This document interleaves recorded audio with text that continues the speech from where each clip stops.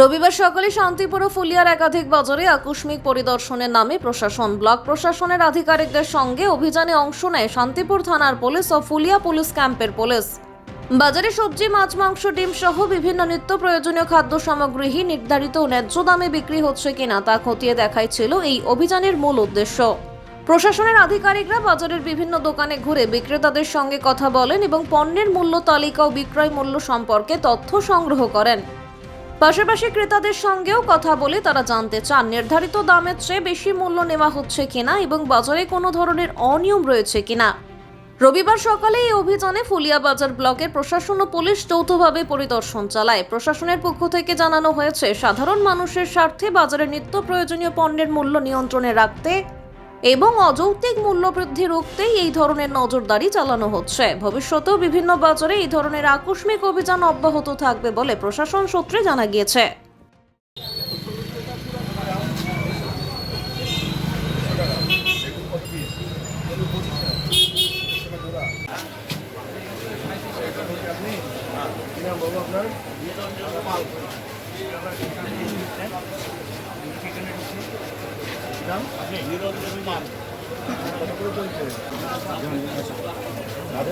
দাম নিচ্ছেন তো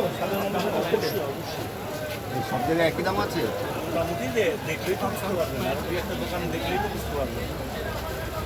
উল্টাপাল্টা তো আমরা বুঝতে পারবো না। আপেলের রেট কত? আপেলের ঠিক আছে, কত করে নিল?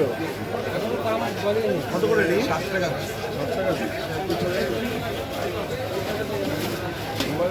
শুনতে পেয়েছি যে রেটটা নাকি বেশি চলছে, কখনো কেউ বেশি দাম নিচ্ছে, আবার বিভিন্ন অজুহাতে কম বেশি আছে, তার জন্য আমরা রেটটা করি। দেখতে পেলেন, ঘুরলেন তো বাজার, তো পরিদর্শন করলেন, কি বুঝলেন, কি দেখলেন? বাজারে দেখলাম যে সঠিক পাইকারি মার্কেটে গেছিলাম, সঠিক রেটই আছে, তো কোনো অসুবিধা নেই। এবং ক্রেতার সাথেও আমরা জিজ্ঞাসা করেছি, তারাও বলছে যে সঠিক দামই আছে। কিন্তু বারবার তো অভিযোগ উঠে আসছে যে জিনিসের দাম বেশি নেওয়া হচ্ছে, ডিম থেকে শুরু করে সমস্ত কিছু বেশি নেওয়া হচ্ছে। আমরা ডিমের দোকানেও গেছিলাম, আমরা যেটা শুনলাম যে পেট্রোলের দাম একটু বাড়ার জন্য সাধারণত ডিমের দামটা রেটটা একটু বেড়েছে, তবে ওটা কমলে তবে রেটটা। স্যার, আপনার নাম পরিচয়? আমার নাম গোপাল পাল, পঞ্চায়েত এখন অডিট অফিসার, শান্তিপুর।